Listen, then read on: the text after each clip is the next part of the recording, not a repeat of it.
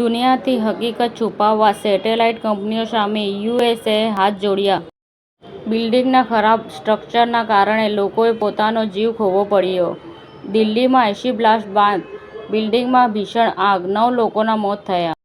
અમદાવાદ, ગાંધીનગર, મહેસાણા અને સુરેન્દ્રનગર જિલ્લાના પ્રેરણાદાયી કાર્યકરોને આર્ટ ઓફ લિવિંગ દ્વારા અનસંગ એવરીડે હીરોઝ એવોર્ડ્સથી ગૌરવભેર સન્માન કરવામાં આવ્યું.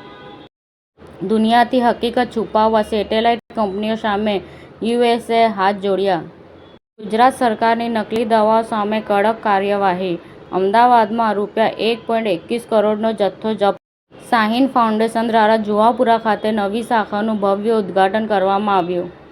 બોટાદમાં એસીબીનો સફળ દરોડો.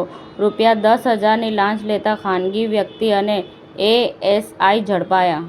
વાંકાનેરમાં શાંતિપૂર્ણ ચૂંટણીનો સફળ નમૂનો. માયાબેન એ જ જાનીની કાર્યક્ષમતાનું પરિણામ. હિમાચલ પ્રદેશના નૂરપુરમાં બસ પલટી જતાં 40 મુસાફરો ઘાયલ થયા. આજના આધુનિક અને ડિજિટલ યુગમાં જ્યારે બાળકો મોબાઈલ, વિડીયો ગેમ્સ અને ટીવી સ્ક્રીન સુધી મર્યાદિત થઈ રહ્યા છે, ત્યારે સુરતની સ્કૂલોના સમર કેમ્પમાં ખો-ખો, કબડ્ડી અને ગિલ્લી દંડા જેવી દેશી રમતો રમાડાઈ છે. સમાચાર ટુડે ન્યૂઝ ચેનલની ટીમ અને જે સત્ય છે તે જ બતાવશે. આપ જોતા રહો સમાચાર ટુડે ન્યૂઝ ચેનલ. ગુજરાતની ધરતીનું ગુજરાતીઓ માટે જ, એટલે કે સમાચાર ટુડે ન્યૂઝ. અમારી સમાચાર ટુડે ન્યૂઝ ચેનલને લાઈક કરો, શેર કરો અને સબસ્ક્રાઇબ કરો અને જોડાયા રહો સમાચાર ટુડે ન્યૂઝ ચેનલ સાથે.